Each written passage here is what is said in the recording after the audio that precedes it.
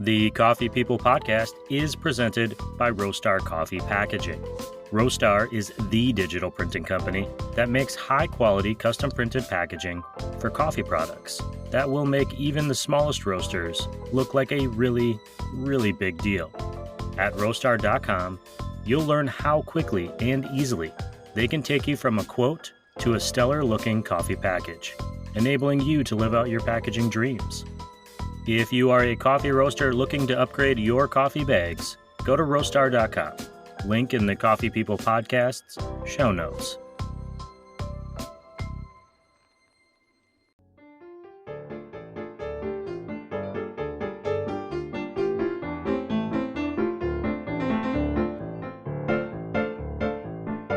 Hey, good morning, everyone. Welcome to the Coffee People podcast, which is part of the Roast West Coast Coffee Network. And it's presented by Roastar Coffee Packaging. If you're roasting coffee and you want sustainable and sharp-looking packaging, check out roastar.com. I'm Ryan Woldt, and this is the first official episode of Season 8. Today, you're going to hear my conversation with Richard Masino. He and his father Mike run the coffee and avocado farm, Rancho Delfino in Carpinteria, California. Rancho Delfino is part of the fringe network of coffee farms. These small coffee farming operations are springing up all around Southern California. You may remember earlier interviews we've done with Jay Ruskey, the founder of Fringe and Goodland Organics. If you missed those chats, I'll be sure to link to them in the show notes and again on roastwestcoast.com. I know you've already pulled out your phone to look for that, and since you're there scrolling, be sure to follow at Rancho Delfino on Instagram. Rich and I met recently at the Specialty Coffee Association Expo in Portland, Oregon. He shared a sample of his coffee, and I had a chance to sip it while getting some green therapy from all the coffee plants he had brought into the convention center. It was quite lovely, as it is being back in the podcast booth. I'm drinking a good cup of coffee that I brewed myself today. It is a V60 pour-over that I brewed with beans I picked up from one of this show's partners, Steady State Roasting. I hope you're out there somewhere enjoying a great cup of joe from one of your favorite roasters too, because it is time for this Coffee People conversation with Richard Masino, farmer at Rancho Delfino.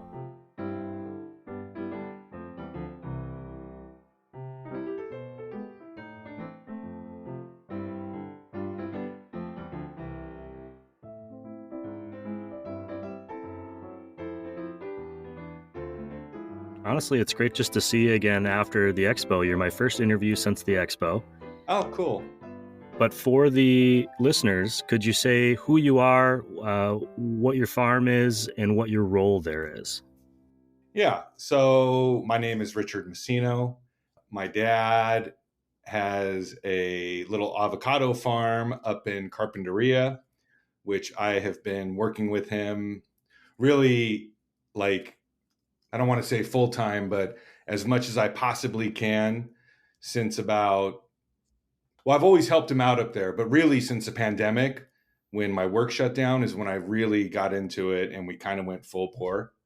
My role is just him and I, really. We have a little bit of help when we can get help, but he has a farm manager that takes care of the avocado trees and does a lot of the fertilizing the avocado trees and stuff like that. And he'll help us pick the coffee cherries when he can. But the problem is the big time for picking avocados is the same time for picking coffee cherries. So a lot of times it's just my dad and I and any friends or people that we can get to come and help us out. So you said coffee cherries. You have planted coffee trees there. How long have the trees been in the ground? And I don't want to forget it. What is the name of your farm? The name of the farm is Rancho Delfino. And we're part of I guess you can call it the Fringe Network, Fringe California Coffee, which I know you've had Jay Ruskey on here a couple times. So we're Rancho Delfino in Carpinteria. The backstory to the farm is kind of really funny. My dad, his background, he had a construction company here in California, Southern California, in the Bay Area for a while. And he retired in about 2008 or 9. Him and my stepmom, actually it was my stepmother, found the property in Carpinteria in about 2011, I think. And it was just a rundown on a steep hill, about 500 avocado trees. And she loved it and he loved it. So they bought it and built a house on it. And my dad he became like an avocado farmer kind of as a hobby. So he fixed up the plants, the trees, learned about irrigation and nutrients and all that stuff, and started, working on the avocado trees. And it was about 2015, I think, when my dad saw this article in a local, I guess, a avocado industry magazine. And he saw this article about this guy named Jay Ruskey from Goleta that was growing coffee. And so my dad thought, well, wow, that sounds kind of cool. I think I'm going to do that. So he went to the Santa Barbara's farmers market, found Jay's stand, walked up to him and started a conversation and said, hey, I want to grow coffee. And this is all before Fringe. Jay had been playing with coffee since about 2002. And he was ramping up to start getting these other farms involved to grow more coffee. And so we were one of the really early people farming with him. So we started pretty small in 2015, and then the company Fringe came online in 2017. So 2015 is when we really started, I don't want to growing coffee, but really learning more and making a bunch of mistakes and having to replant. And, it's been an interesting ride. I've heard stories from other burgeoning farmers and a few in the Fringe network as well, just about how the awareness that it might take 3 to 5 to 6 years before you're really kind of the plants have matured and you have a second crop, or they're starting to produce product that you actually are proud of. It was a surprise. Before we get too far down that farm story, you mentioned that you've really been working with your dad since kind of the beginning of the pandemic. Mm-hmm. What were you doing before you were doing this? So for the last 25 years, I was in film. I was a camera assistant, focus puller, first assistant cameraman in motion pictures. And I was on the road a lot. And actually, I was on the road between about 2009 till the beginning of 2020. I'd come here to LA, prep the next job, go back on the road. So I was constantly traveling. And then when I was here, I would go up, mess around on the farm a little bit. But during that time, like you said, we weren't really producing a lot. And so, we'd go up, pick a couple 100 pounds, give it to Jay, keep a little bit, play with it. And that's when it became, how do we make this better? What are we going to do? And then in 2020, when the shutdown happened, work just completely stopped for us, which was kind of a blessing in hindsight, because that's when I spent more time up there. It was a perfect place to be during the pandemic. That's when I really, really got a lot more involved with my dad. And 2020 was the first year that we really had like I would say a real harvest. Mm-hmm. Yeah, sorry, go ahead. No. Well, my question I'm going to follow that up. Questions is my side of this interview, by the way. That's what I do. You're on the road a lot. You're experiencing things around the world. You're traveling with film, and I've seen some of the films that you've worked on, some pretty big names people would recognize. Yeah. Did you kind of have a first experience with coffee before any of this coffee farming concept came along that you remember, that you thought this is something that is important to me? Or, how was coffee involved in your life? I always considered myself, I like good coffee. That's what and I thought I knew what good coffee was. Really, I shouldn't say that, because good coffee to anybody is whatever you like. That's the biggest thing that we've learned. I have, of course, my biases, but whatever you enjoy, then that's a great cup of coffee. So I thought I knew a little bit about coffee, but really it was in 2017 when Jay started Fringe, and he was looking for investors, and my dad and I both wanted to invest separately. So we went up to meet with Jay, and he made us a cup of his natural geisha. And I'd never had a cup of coffee like that. I'd never in my life tasted something so fruity, floral, and this nice sweet acid to it. It was just mind blowing. And so I thought, oh, okay, well, this is cool. I want to do this. This is great. And so we invested in Fringe, and then we thought, okay, well, since we're going to grow coffee, let's get into coffee. So we're going to start roasting our own coffee. We started out with the Baymore and just kind of self-teaching each other, watching videos online, figuring out what first crack is. And we pretty quickly grew out of the Baymore. It's a great way to start, and it's a fun, you can make great coffee with it. You can roast great coffee, and you can learn a lot. But the more that we watched, the more that we thought, okay, well, we need to move up in this. And so we ended up buying a couple of Aleo Bullet roasters. And that's where we started really learning a lot more about the roast and the curve and the rate of rise and all that stuff. But it was really, sorry to go back to your question, it was really that cup at Jay's that was just, I had no idea coffee could taste like that. So I'm going to plead a little bit of ignorance about you and the farm here. I do research the guests on this show. I always say that I don't, but I do at least Google you. And I really couldn't find a lot about Rancho Delfino. You don't have a huge presence online or anything like that. Are you roasting and selling coffee, or were you doing this just for you? We were just doing it for us. All of the sales went through Fringe and still go through Fringe. Gotcha. You can go to Fringe, you can pick Rancho Delfino coffee, and that's where you can buy it from.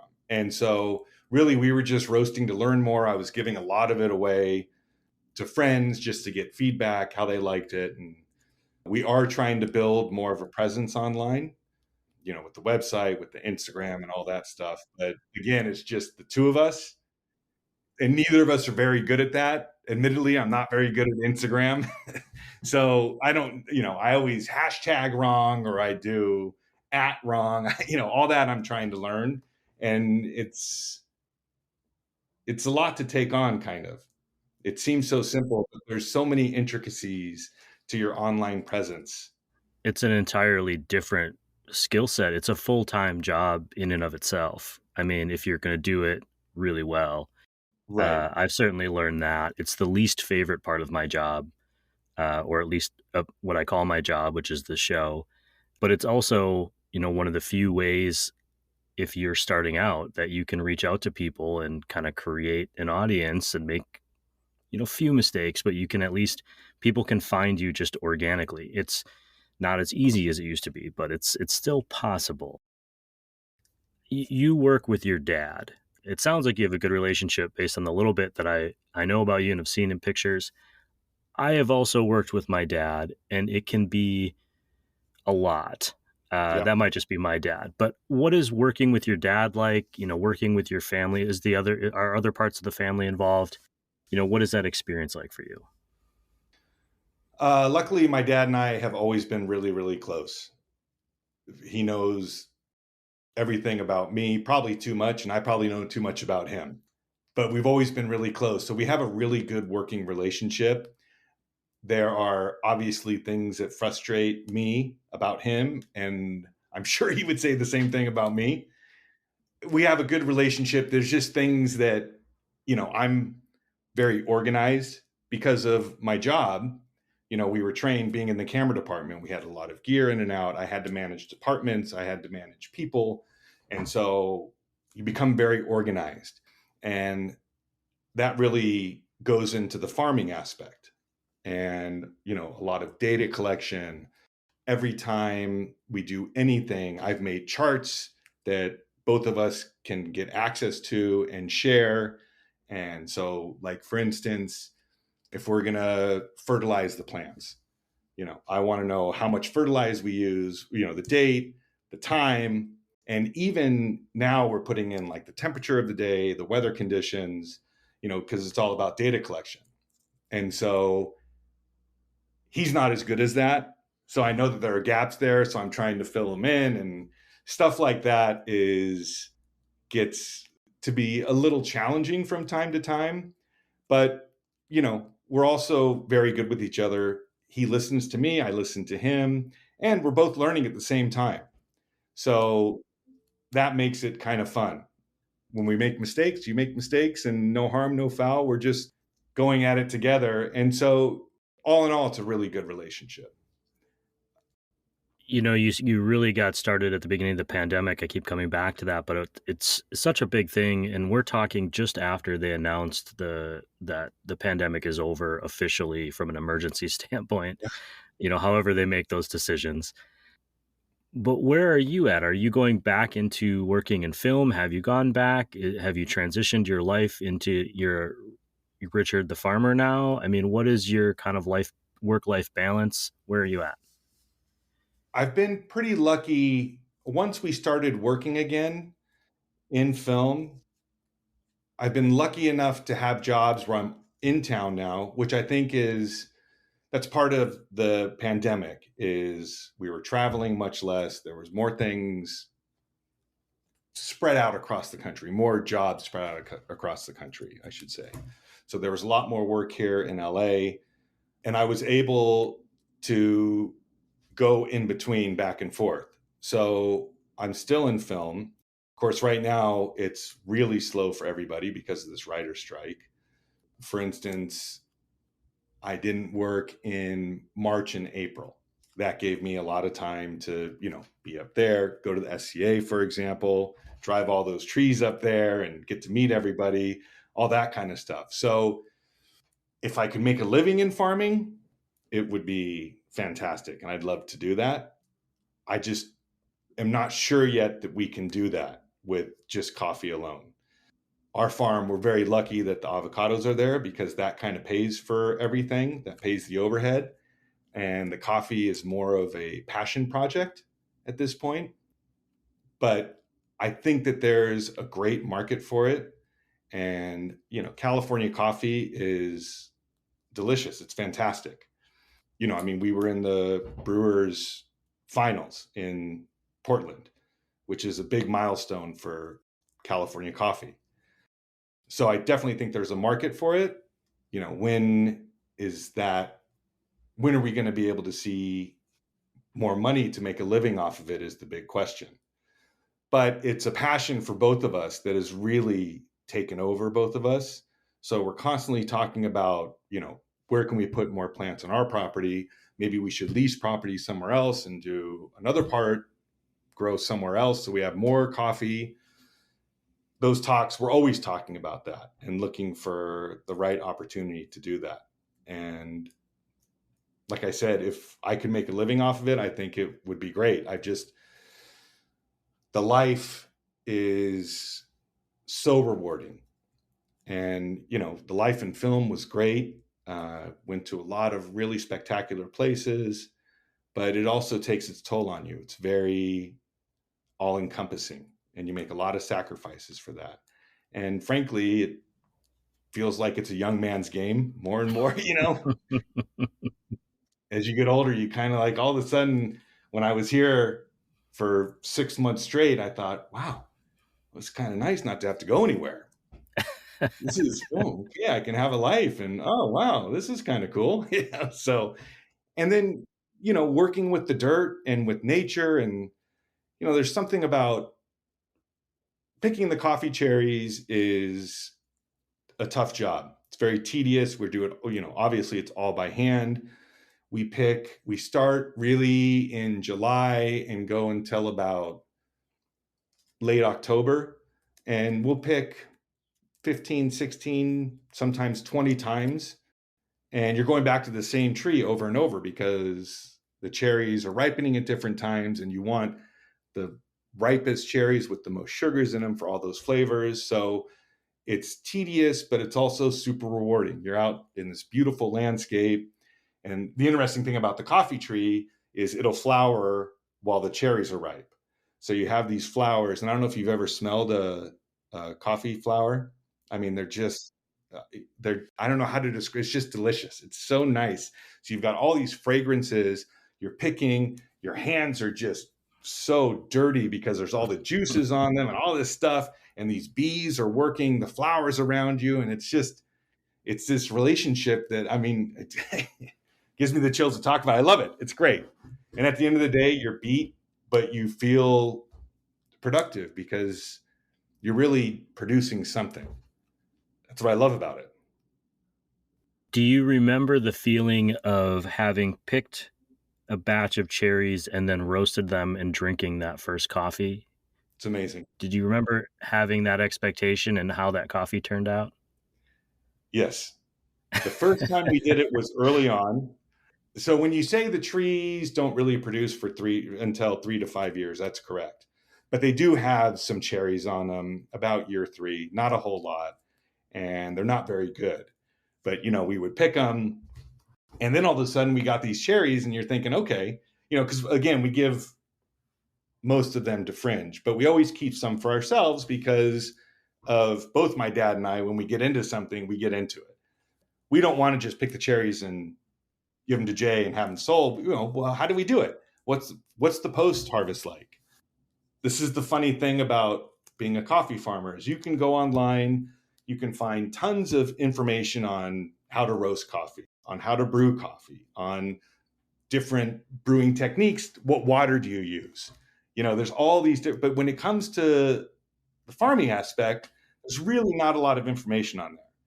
So we're trying to figure it out as we go along. So the first coffee we picked, and we thought, okay, this is cool, man. We grew this coffee, we picked this coffee, we processed the coffee. It's rested for now 2 months, where you're just waiting to see what it's going to taste like.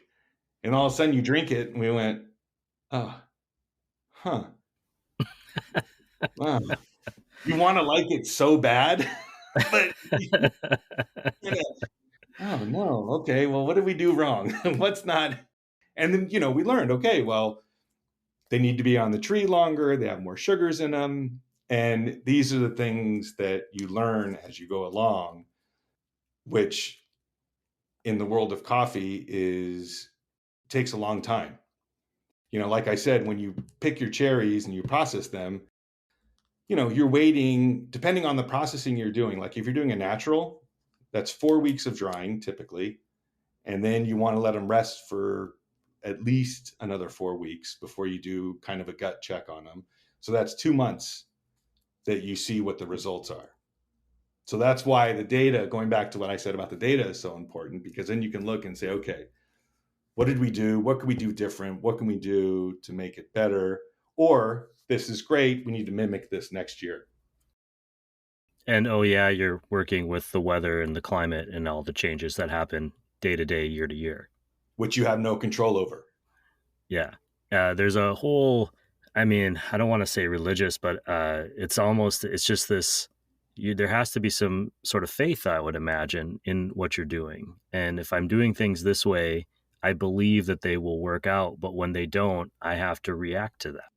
I would think not only physically you're reacting to it and how you're treating your plants, but also emotionally, you have to be able to withstand those ups and downs as you go. Yeah. And, that was a big thing in the beginning, because we're planting in different parts of the property, and some parts, it's just the soil's it's too compact, or there's too much clay in it. And so those plants don't work. But these plants over here work really, really well. Now, why is that? And where can we find this? Okay, well, this seems like a good place over here, but for some reason that doesn't work over there. Maybe there's too much shade, or maybe the trees aren't protected enough. So these are all things that, you have to consider. And you're right. You do have to, when you go into it all in, right? And you do the best you can. And you just think, well, this is what I'm supposed to be doing, so this coffee should be great. And when it is great, you're really happy. And when it's not great, then you go back to the drawing board and figure out, okay, what's different? Yeah, I know a lot of us over the last 3 or 4 years have learned what it feels like when you spend $100 at the garden store to get one 25-cent tomato. Yeah. The name Rancho Delfino, where does that come from, and what does that mean? Delfino is a family name. My dad's name is Delfino. He goes by Mike or Michael, but he's Delfino the third. So his father, his grandfather, and I was supposed to be Delfino the fourth, but my mother said no, not going to happen. But yeah, so Delfino is a family name, and so it's kind of an homage to the ancestors. And we're next to the ocean, so Delfino, Italian, dolphin, it all comes together. You kind of mentioned California coffee and how it's getting better and how it's recently been recognized as the quality of the coffee. The U.S. has been importing coffee forever and ever and ever. How do you envision kind of that marketplace growing and changing? And then also, do you consider the ethical questions as opposed to growing here, as opposed to importing? Where do you fall on that line? Well, I look at California coffee like California wine, for example. If you've seen the movie Bottle Shock, it's a pretty good history of California wine. And California makes great wine, obviously. California in general has something like over 3,000 different crops. And so why not coffee? Why can't we grow coffee here? But to do that, we're out of the coffee belt. And so a lot of people think that, well, you can't grow coffee there. Well, we can, but to do that, it has to be really high quality. It has to stand out, which is luckily what we're producing, what's happening. On any given day, if you Google the most consumed beverage in the world, there's coffee and tea that are always kind of back and forth, right? You'll get 10 sites that say coffee and 10 sites that say tea. There's enough room for everybody in the coffee industry to grow coffee. But the way that I look at it, my dad and I look at it, is that we're growing a different type of coffee. It's a high quality coffee. It's going to be, maybe you're not buying it and drinking it every morning, but maybe it's for special occasions. Maybe you're having a big brunch, and so you're going to get California coffee to serve everybody. And there's a market for that in, I think, all beverages, with craft beer, with, tequila, any kind of spirits. There's always a higher grade, and it gets spans the whole region. That is interesting that you just said tequila, and there are some Southern California local tequila distillers that I really like that are really good and high quality. And they're getting their agave from Mexico as well. But I don't know that anyone has ever asked them about kind of the ethical question like I just asked you. I'm not saying it's not a valid question. I just don't know that people approach other beverages with kind of the same magnifying glass as we do coffee, perhaps because it impacts so many people every day. I want to ask you a little bit about the community that you are in. The farm is still, young in farming terms. Mm-hmm. Oh, yeah. Your father met Jay at the farmer's market. Are you guys engaged with the community at the farm level, or is it more we're doing our thing, we're passing it on to Fringe to kind of push out into the world for now? You mentioned that you have a website and an Instagram and that sort of stuff coming or up. How are you engaging with the community? Yeah. Well, within the community, there are a couple really great specialty coffee shops in the area.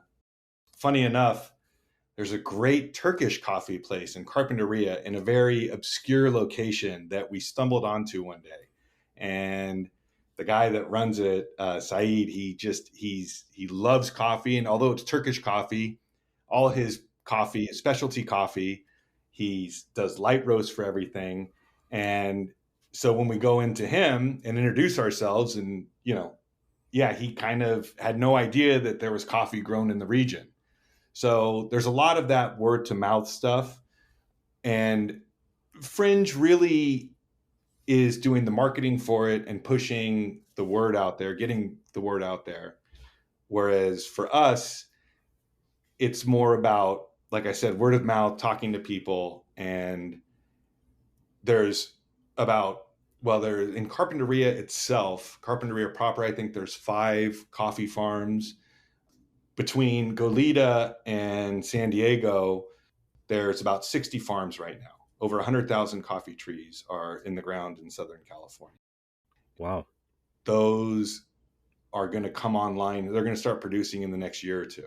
So there's going to be a lot more inventory.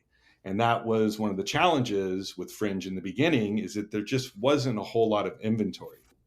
There was about a dozen farms producing. Get the word out there, and all of a sudden people are buying it. Next thing you know, you're sold out. And you're sold out for 5 or 6 months because you're waiting for the next harvest. I think as we get more product, the word is just going to get out there more and more. And, going back to like the SCA, for example, I mean, our booth up there was beautiful and everybody came up, and I can't tell you the amount of people that said, "Where are these plants from?" And I said, "California." No, but really, where'd they come from? No, they were grown in California. What? And that's why, I'd always have the coffee there. Here, let's taste some California coffee. And, as with farming, it's just a game of patience, and you spend more and more time doing it. And eventually I think it'll be pretty big in the coffee world. Again, going back to us just being in the finals, I mean, that's a big milestone. A lot of people found out about it. And it was funny. Jay and I were at one of the industry parties on Saturday of the expo, and people were coming up to us all of a sudden saying, "Hey, aren't you guys are those California coffee guys, right?" And go, "Yeah, okay, cool." So it's just like that, word starts to spread. It just, like everything else, it takes time. I commend you for having the energy to go to a party after a day at SCA. Oh man, I made it back to my Airbnb, and that was it for me. I wasn't going anywhere. it was rough. That whole week, I needed like a week of recovery after the SCA. Well, what did you take away from that event besides obviously the connections and meeting people? I mean, we met there, and that was cool. And what was that experience like? I know for me, I came into it with I had never been to SCA before, so it was all a new experience for me. It was new for me too. That was my first time up there. It was great. I had such a great time, and really the most fun I had was sharing our coffee with all those people that didn't know it existed or didn't think it would be good. In fact, it's kind of funny. I had one guy walk up and he said to me again, "Where are these trees from? Ethiopia?" And I said, "No." Or first, excuse me, he said, "These are geisha trees." I said, "Yes." "Ethiopia?" And I said, "No, these are California." And he started laughing. And I said, "No, really, they're California. I'm just finishing up brewing some. Why don't you wait a second? You can try some coffee." And he just walked away. And we all kind of started laughing. It was pretty funny, but having people taste the coffee up there and seeing their reaction for me was the biggest thing. And talking about what we're doing, talking about, really how, going back to coffee's grown all over the world. And what's interesting about California coffee is it goes from the farmer up to Jay, up to Fringe for post, and then roasting, and then selling. So it goes through 2 or 3 hands before it gets on the UPS truck and gets to your house. That's a great thing. It's kind of changing the whole name of the game. And for me, telling people that's exciting and fun.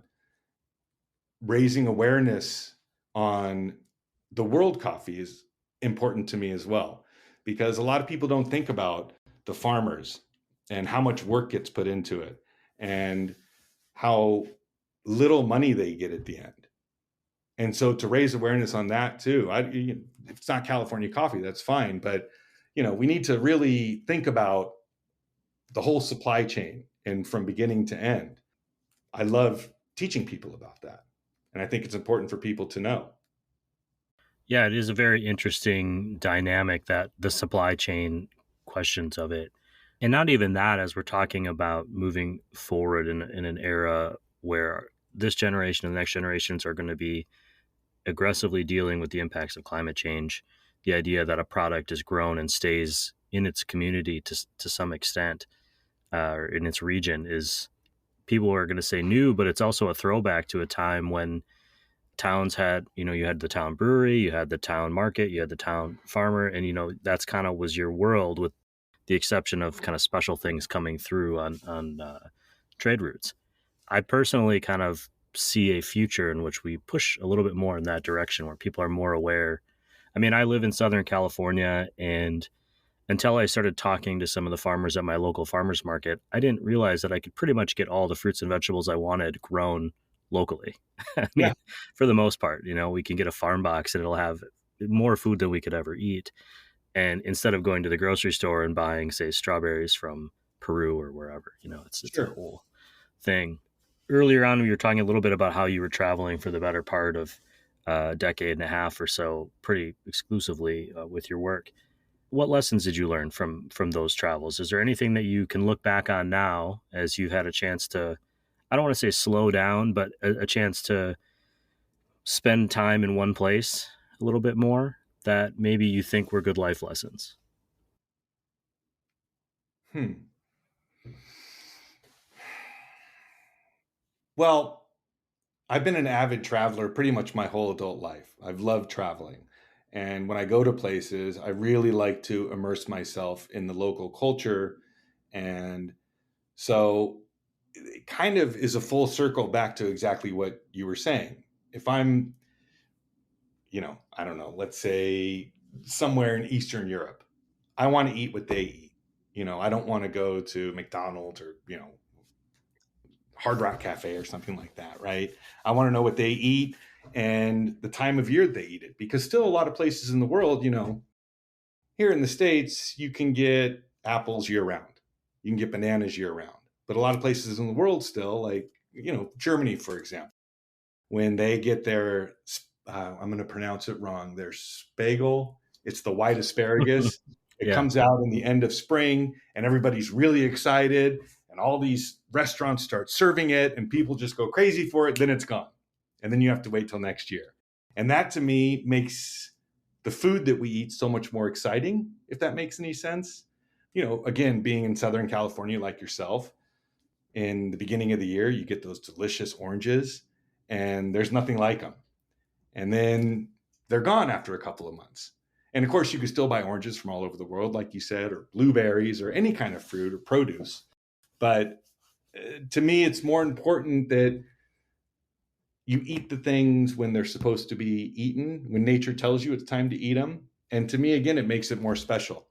And so I think going back to your question and the travels, that's really been a big part of my travel experiences and what I've learned, and being a lot more open to every culture and really being grateful for what you have, what I have. Yeah, I think that's, yeah. Well, I'll turn a little bit towards the rabbit hole that you found yourself in with coffee. Am I mistaken in thinking that you became a Q grader? I am a Q grader. That's actually a really kind of funny story. Um, Again, we really dove into the coffee and when the shutdown happened during the pandemic. And so we had picked one day. I was driving back to LA. My dad had dropped the coffee off up at Fringe, or the cherries, I should say, up at Fringe. And then he called me and said, "Hey, Paige and Griffin, they're two employees up there. Paige and Griffin are going to get their queue. You need to go with them." And I said, "Get my what?" He said, "Get your queue." I said, "The what? What is that?" And he goes, "Your queue, so you can like rate coffee or something." I said, "Okay." And he said, "They're going to go up to this Boot Coffee campus up in San Rafael." Okay. I went online and signed up, looked into it, and I thought, "Oh, okay. Well, this will be cool." And I thought that I was going to go up there and be trained, take the tests, and then get my certificate, which anybody that's done the queue, that's 100% not the case.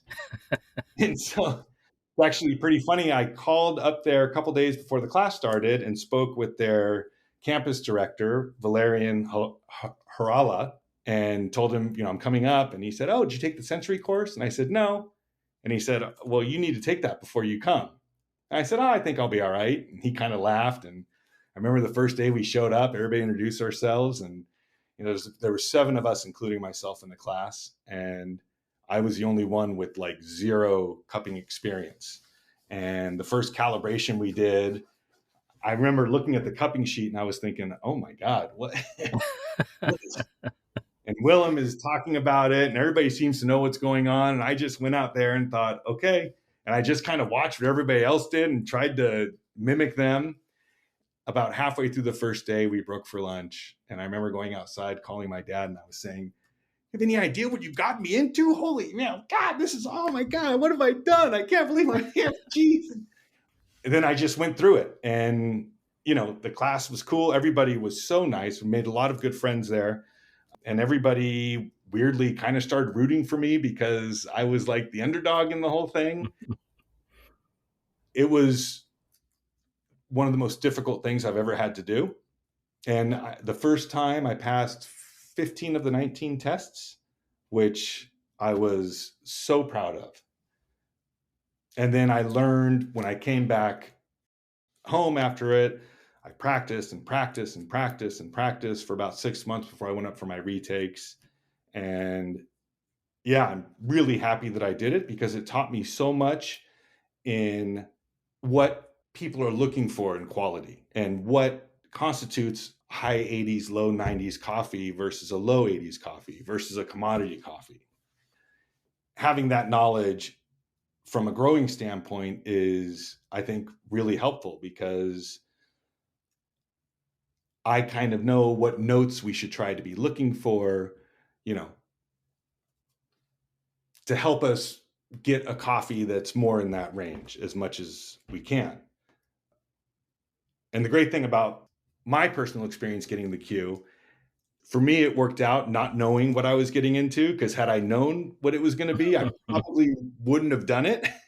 So going in blind really was the best thing for me. And those guys up there, Willem Boot and Valerian, have been mentors, great teachers. We're all good friends. We're still in communication. We talk all the time. We went down to Panama, and my dad and I visited Willem's farms down there, his La Mula and La Cabra. And, it's just really expanded, I think, our knowledge from a growing standpoint. Sure, they saw someone else who's, drank the Kool-Aid. Of course you're going to stay friends. So to speak, drank the coffee, so to speak. Well, and that's what it is too. When you go into this coffee industry, people are all so passionate about it, which is what's so much fun about it. Is even the hobbyist, everybody is just, they've got this deep passion and appreciation for it, which I love. And I get passionate about people's passion for things, which is why this show exists. Is there anything that we didn't cover today that you think people should know about, Rancho Delfino, farming in California, and what comes next for you as a coffee person? Well, I think a big thing that we've learned, which we are very passionate about too, is the type of farming that we're doing. We're trying with like biodynamic farming, regenerative farming. We are using, like, when we prune the coffee plants, we mulch those cuttings and use the mulch on the coffee plants because that's where you get the better microbacterial growth for the soil. And that's important to us. And the products we use are important to us. And when you're learning, what kind of nutrients are you using? What kind of stuff are you putting into the ground? Because that all plays into what's growing there.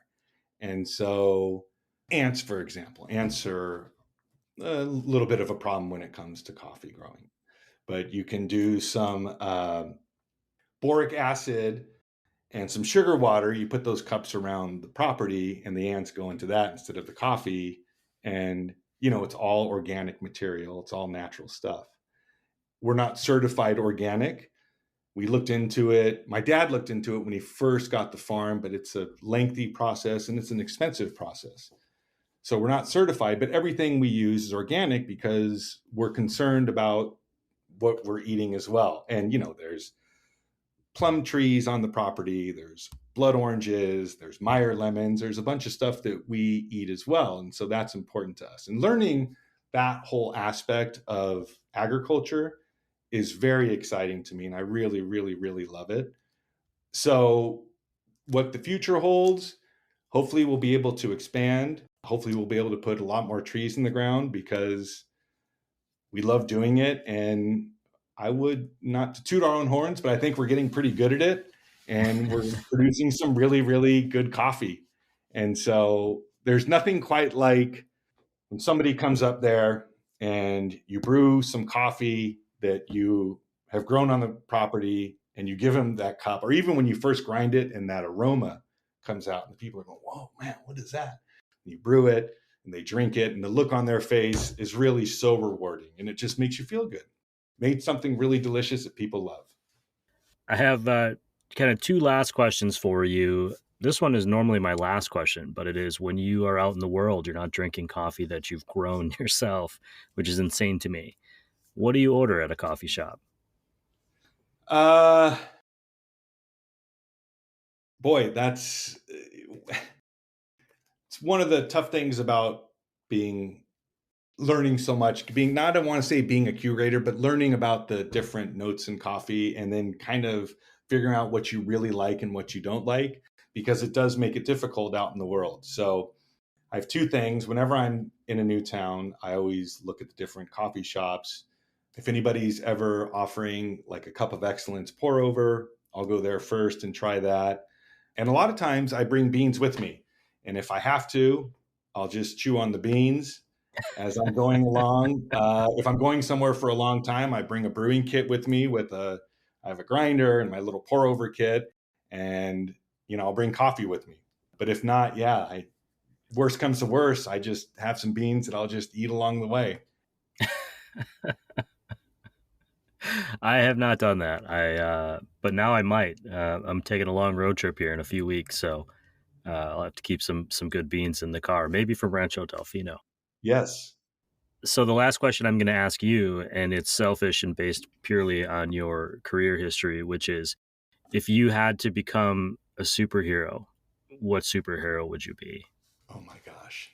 And why is the important part of that. Oh my gosh. Oh boy, I really have to think about this for a second. What superhero would I be? This is why I like asking the questions, because I don't actually have an answer for myself either. Because every time I Yeah, think of one, I'm like, oh, well, but they have this skill and they have this skill and there's this emotional aspect to their story. So I'm leaving it up to you. I guess with my film history, I worked on a lot of Marvel projects. So, and I'm not a big kind of comic book person. It never was when I was a kid, but I think I know the most about those superheroes. Iron Man is pretty cool. The suit can do just about anything and everything. And to be able to fly around or to go underwater to do all that stuff with that suit and be virtually indestructible, I think that would be a pretty cool superhero to be. And not only that, just because you could go so fast up in the air, dive down and go underwater for so long. Yeah, I think it would just be, I guess it would be Iron Man. Well, when the writer's strike ends, I'm going to start working on a script about an Iron Man-like character who is fueled by coffee beans. How's that? We can collaborate on that. I would love to. It sounds like a good movie to me. As we were sitting here, I came up with the superhero I would be, who doesn't exist yet, but I've got this squirrely little puppy walking around, jumping on me in the podcast booth. So my superpower would be understanding what is going on in the mind of a dog. I think we'd all be. Oh man, you see, that's a good one. You had me on the spot. I was trying to think of something real creative, but it sounds like you're a dog lover like me, and my dog, I'm just in love with her. And if she could just tell me what she wanted, it would just make, or if I could tell her, if she could read my mind, it might be easier. Yeah. Richard, I really appreciate your time today and just kind of hearing your story. I like to hear stories where people have made choices in their life that may not have seemed obvious in the first place. I doubt there was a Yeah, time 10 years ago where you thought, you know what I'm going to do someday? Farm coffee. That's what I'm going to do. never. So that's inspiring to me, and I just appreciate you being here. Well, thank you so much. I'm so glad that we met. I've always really enjoyed your podcast. I think you have a great show. So I really appreciate being on. It's exciting, and you're fantastic, and it's really cool. I really appreciate it. Well, thank you.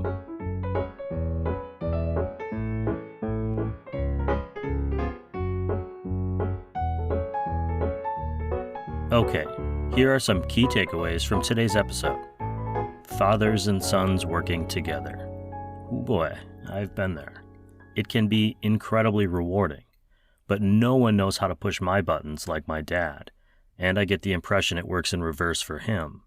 I commend Richard and Mike for tackling a challenge as demanding as farming together.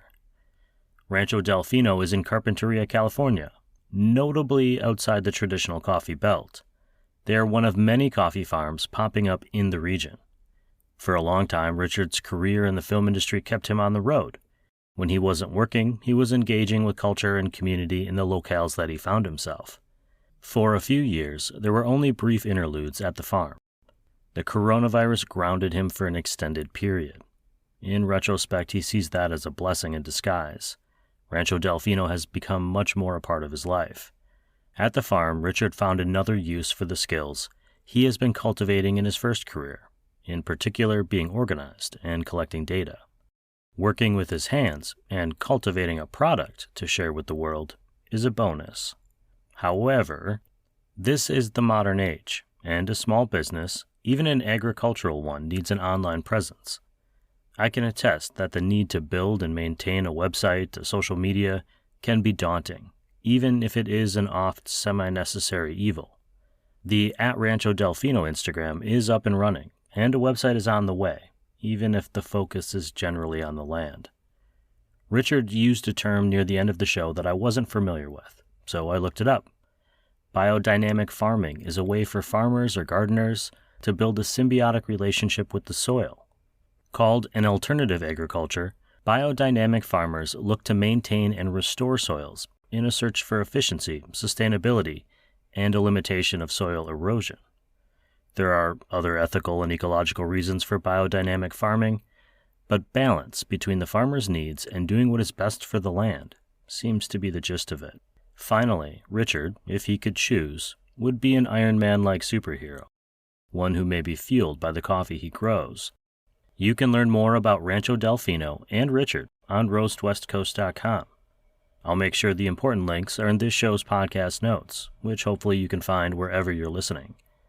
Thanks to Richard for spending some time sharing his story with me. His interview came with the added stress of being the first guest of the Coffee People Podcast Season 8. I'm always a little bit rusty to start a season, but he made the conversation really easy. I thank him for that too. And I thank you for being here, for listening to the stories of Coffee People, for being inspired by their entrepreneurial efforts, and for supporting this podcast. If you are in the early stages of your coffee journey, I want to support you too. Season 2 of the Coffee Smarter Education Podcast is currently recording. The first episode drops next week, so be sure to find it on your favorite podcasting platform and hit the follow or subscribe button. It is specifically geared to enable coffee drinkers to brew a better cup of coffee at home. If you're like me and you're trying to recreate that great coffee that you just had at the coffee roaster, you don't want to miss any episode of the Coffee Smarter podcast. In addition to our presenting sponsor, Roastar Coffee Packaging, which you can find at roastar.com, this podcast is supported by some great coffee industry partners, including Coffee Cycle Roasting, Ignite Coffee Company, Maria Coffee, First Light Whiskey, Cape Horn Coffee Importers, Zumbar Coffee and Tea, Ascend Coffee Roasters, Mostra Coffee Company, Steady State Coffee Roasting, San Franciscan Roaster Company, Crossings Coffee, Acento Coffee Roasters, Camp Coffee Company, and Hasea Coffee Source. If you're listening to this show the day it drops, I'm probably at Hasea right now, cupping with co-owners and brothers Jared and Luke Hales, and ogling the burlap sacks filled with green coffee beans. This podcast, Coffee People, will be back next week with Charles Carpenter, the founder of Tequani Design in Denver, Colorado. This episode of the Coffee People podcast, which is part of the Roast West Coast Coffee Network, has been written, produced, and recorded by me, Ryan Woldt. I hope this episode has found you happy, healthy, and with at least a thread of sanity left, enabling you to make it through the day. Always tip your baristas, and be sure to drink good coffee.